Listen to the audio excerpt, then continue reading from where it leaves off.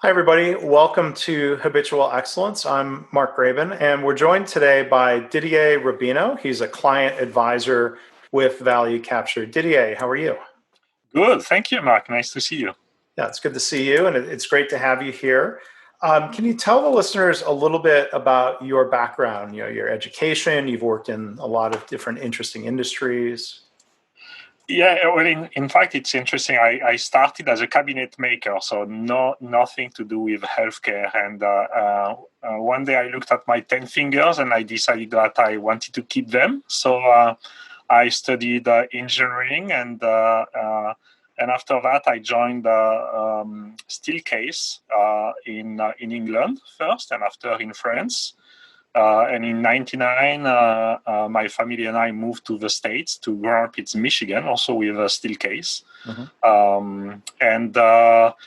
And after working in office furniture, I worked with Andersen Windows. And in 2012, I joined Health East in Minnesota, working with in healthcare. So I started my lean journey in manufacturing in France in the mid 90s, and moved on from leading operations to supporting operations, and I've done that a couple of times. And a year ago in March, I joined Value Capture. Yeah, and as we explore, we're going to talk about this main topic today of this idea of three different work systems in an organization, and maybe we can go back and have you share examples from not just healthcare but back in manufacturing, and Yeah, what are some of the differences in these settings. absolutely. Yes. Yeah. Many. And I can start, talking about the topic, but we talk about system thinking, we I remember in the 90s, this was late 80s, mid 90s. We talked about the tools, and there are a lot of stories about North American and European companies going to benchmark Toyota and coming back with tools, and always thinking that they were copying the silver bullet, and the sum of the tools doesn't make necessarily a system. Right. And I think it's only over the past maybe 5 to 10 years that the notion of system thinking really evolved and penetrating industries, especially in manufacturing. And so the idea of a system is the quality of all of the parts doesn't mean that you have the quality of the whole. The quality of the system is more dependent on the quality of the internet connection of the parts of the tools, more than the quality of each tool. It's like, the example of a car. You may have the best parts, to make a car. That doesn't mean that you have a car. If I Right. put a V8 engine on my CRV, I don't even have a car anymore. It doesn't work. So we have to understand the connectivity of all of these systems. And what we believe is that we have three main systems in operations: manufacturing, healthcare, or service industries. One of the systems is the work system, which is all of everything that we do in order to add value to the customer. So that is, okay, how do we standardize the work? How do we connect each work, or each standardized work? How do we work together? How do we flow the work? And another system is the improvement system, which is, okay, what do we do in order to get better, to develop people, to improve our processes, to be better at anything we do? And the management system is the third big system. How do we support on an ongoing basis both the work system and the improvement system?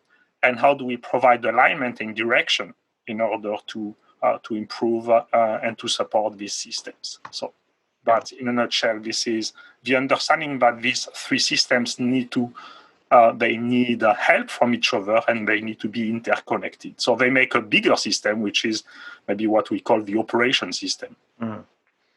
So if we think about, let's talk about the work system Mhm. before talking about the improvement system and the management system, and maybe, like you said, this is all interconnected, but the work system would include, maybe from a lean methods perspective, the standard work, the training, whether you're using TWI, training within industry, other methods for how do we design, document, train, execute work. Can you elaborate on some of the other parts of that system?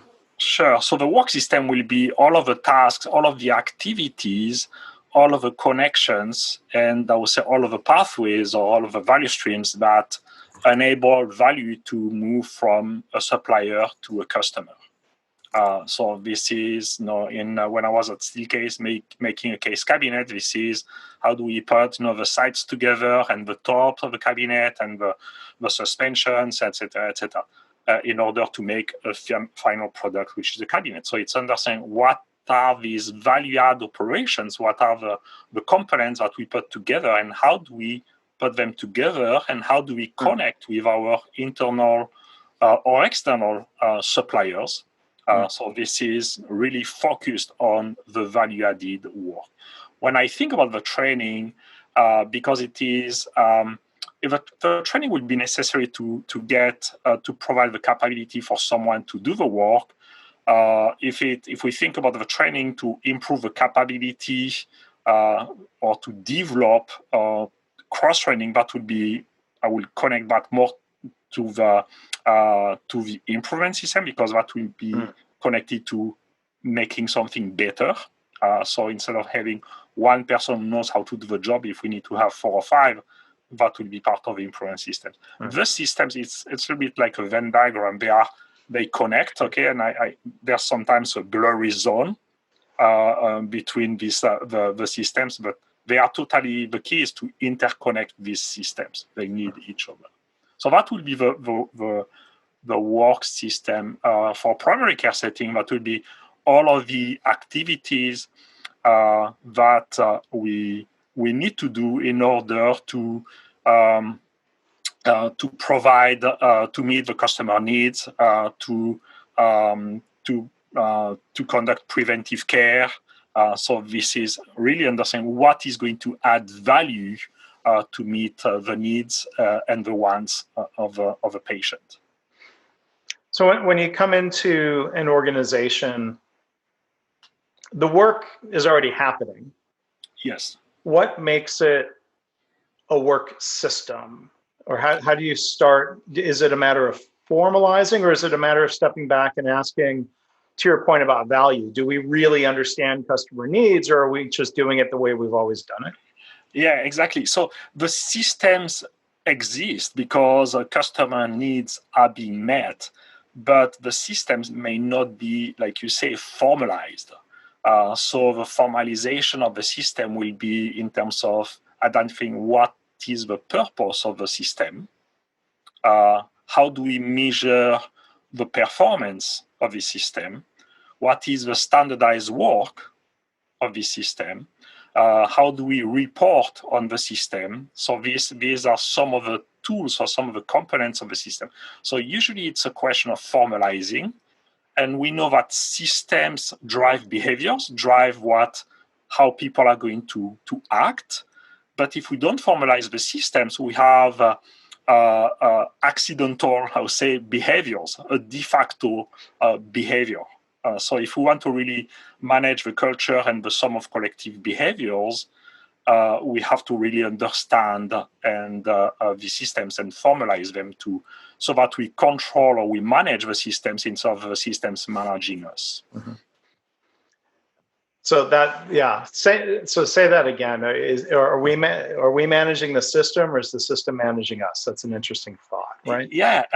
So very often you see we have behaviors in organizations that are not the behaviors that we like to see. They are just the de facto behaviors. And I'm going to take an example. So I used to work for a manufacturing company, and there was a system which is a budget setting. Okay, so all of the companies have a budget or forecast setting. Everybody knew that the budget is done in 3 phases, and that each phase management will want to reduce the budget by 5%. So if you want to be in the green at the end of the year, you are going to plan for your budget to be reduced by 5% twice. So you are going to what we call sandbag and put 10% of reserve, in order to end up where you should be. So that's not a good behavior. So this is the system is managing a behavior that is not acceptable. But no, this is not because we have bad people. It's just the system is not designed the right way. So that's, I don't know, one idea that one example that comes to mind. But where I had to play the game. So. Well, I mean, I think of dysfunctional behaviors. I think back to my days in manufacturing. People literally hiding and covering up quality problems. The people doing that are not bad people, unethical people who don't care about quality. They were being driven to do that by, I would say, the management system, the culture of the organization, sadly. Yeah. Or another example in healthcare organization where we have these messages online that the healthcare organization respond to the patients. So you don't need to make a call, or if you make a call, the computer system is going to manage that. And this organization paid $5 per response in order to incite the physicians to respond. Well, that behavior led to a very challenging discussion when we started to look at leveling the work, because some of the messages were just, okay, thank you, and that was $5. And so some providers didn't necessarily want to give away these $5. So it was... So again, that's not the behavior. So the continuous improvement was challenging because of this compensation system. Compensation systems will drive behaviors. Yes. Shouldn't be surprising, even if it gets dysfunctional. So let's talk. I'm curious, if we can talk about improvement systems. What's the difference between an organization saying, "Oh, we do improvement," or we have, a lot of organizations have a statement on their website or on the wall that says, "We are a culture of continuous improvement." What makes it an improvement system? Yeah, the improvement system will be will have a system of continuous improvement when we have a connection. Again, it's a question of connection between what are the objective or the targets of the organization. How do these targets get cascaded down to the front line? So how is this alignment of goals? Are the goals at the front line meaningful? Meaning, for example, dollars are not usually a good metric at the front line. So something that they can measure. It's something that they can measure. I can see in almost in real time, and very often we see teams that don't even have a scoreboard. Okay, so I don't know if you've ever been to a basketball game without a scoreboard, but I haven't been to one. But must be really boring because you don't even know if your team is winning or losing. And how many times we have teams work and don't even know at the end of the day they won or if they lost the game.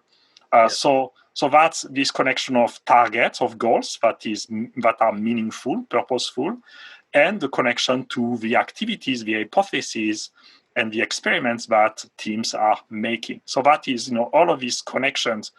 So it's not change; it's really improvement with a purpose. Right.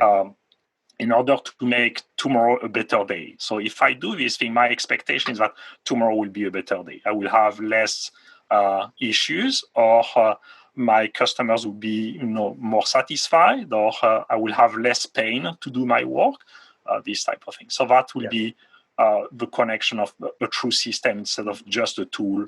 I mean, so there's risk that organizations, I've seen this happen, so it's not an unheard of risk, where a healthcare organization goes and visits another healthcare organization, they see the tools that are used. They see a board of a certain format, and they take pictures and they take home copies of cards or an A3 template. Copying those tools, back to what you said earlier, having all of those tools doesn't make it the same improvement system. What can we do about that? Yes, exactly. And this is what, in architecture, this is what we, or in sociology, we call that diffusion. So we see something and it's diffused to another situation, and we lose the essence of what this was made or developed for. So organizations have different, my former boss used the term of baskets. Like if you watch Chop on TV, the cooking show, and every organization has different components or in their baskets. They have different products, different culture, different history, and you have to understand what you have in your basket in order to make your system. Or so two organizations are going to have two ways to approach their design. It cannot be cut and paste. So it's very we need to look at beyond the tools. I think we have a common friend who said, when tools lead, fools follow. And this is not looking at the tools, but the purpose that the tools, meet or provide. So it's understanding this purpose and try to maybe the purpose of a specific tool may be copied over, but the tool itself, it is very dangerous to copy the tool. Yeah. In fact, I remember a friend of mine who I coached, who was a value stream manager, went to benchmark another plant and came back and copied the signs to identify the parts in the shop, and had part A in, part B in. And so all of the signs had in below without understanding that the plant he benchmarked had FIFO lanes with in and out, which was not the case of his. So it's again, that is a good example of diffusion, moving something without really understanding the purpose that the tool made. Yeah. So before we talk about management system, you've already talked about systems and behaviors, and when we think about tools, copying a tool without sharing some of the underlying principles can be counterproductive, if not dangerous. What you said a minute ago reminded me, I watched Hamilton over the weekend, and Alexander Hamilton tells Aaron Burr, if you stand for nothing, you'll fall for anything, I think is the quote. So why is it important to stand for certain principles to help make sure that, say, for example, an improvement system is helpful and productive?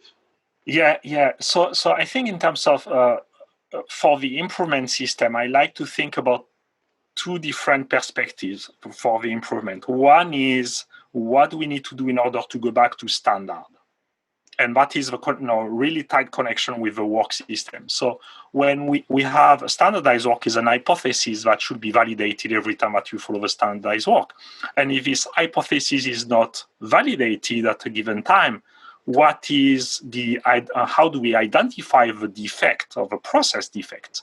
So that is the connection between the improvement system and the work system, one of the connections. So what we stand for is that we have an hypothesis that we are going to enable the team members to be successful 100% of the time at following their standardized work, which is expected to be the best way we know to do the work. So that is directionally we want to provide the ability, the capability to always be successful at following standardized work. Mm-hmm. If we are not, what happened? And can we learn from that so we minimize the chances from that to happen again? So that's going back to standard. The other side of the improvement system is how do we improve the standard? So how do we raise the bar? So instead of doing the work, a work that requires 12 motions, can we get down to 11 or 10? Yeah. So minimize the work content. So that will be getting better. So these are the two different perspectives, at least two two of the multiple perspectives. So that is connecting. The improvement is connected to the work system, and we need to make these connections very, very tight. And I mean, I really like what you said there. There's this principle. It reminds me of something. Daryl Wilburn, who was with Toyota in Kentucky and Texas for a long time, heard him say, it's the leader's responsibility to create a system in which people can be successful. And that, what you said reminded me of that, where it's not, we don't have a principle that says, well, if people aren't following the standard work, we're going to just blame them for it. Yeah. As opposed to looking at why was it not possible? That's a very different mindset, right? Yeah. And it's really thinking about the responsibility of the leaders, taking responsibility for everything that goes wrong. So are we providing the workers, the employees, with a system that makes very difficult to do the wrong thing and very easy to do the right things? So that is, designing systems that are going to minimize the number of decisions, for example. So the more decisions we have to make, we are people, so the more chances we are going to have to make a mistake. So and it's really the responsibility of a leader to provide a safe, system. And what you said there about the leader being responsible for everything that happens, that's something that Paul O'Neill talked about quite a bit. Yes. And he took that very seriously. I admire leaders who share that perspective because it's easy, or often leaders seem to delegate responsibility instead of maintaining responsibility for the outcomes. They may delegate responsibility, and maybe this brings it back to management system. The CEO is not the only manager. The CEO sets the standard for the culture and behaviors. Mm-hmm. But I'm always glad when somebody reminds me of Mr. O'Neill talking about the leader being responsible. That doesn't mean they have to do it all, right? No, it takes a lot of humility to say I'm responsible for that. Yeah, and we don't always find this level of humility. Yes. Mm-hmm. So we're talking about leaders. So tell us more about the management system. So we have the work system, the improvement system, and the management system. Tell us more about that last one. Yeah, so the management system is will be providing the direction, the alignment, and the support of these two systems. The improvement system and the work system cannot sustain and improve on their own. So if I take the example, famous example of the assembly line, and I can take maybe have a parallel with healthcare, but you have a work system thinking about the progressive line with usually 5 people, in the car manufacturing, and I had the same in making file cabinets or windows, and we designed the work system so that we can see when problems happen. When problems happen, the improvement system, which is to go back to normal, kicks in automatically, because if it doesn't kick in, the work system is going to stop, the flow is going to stop.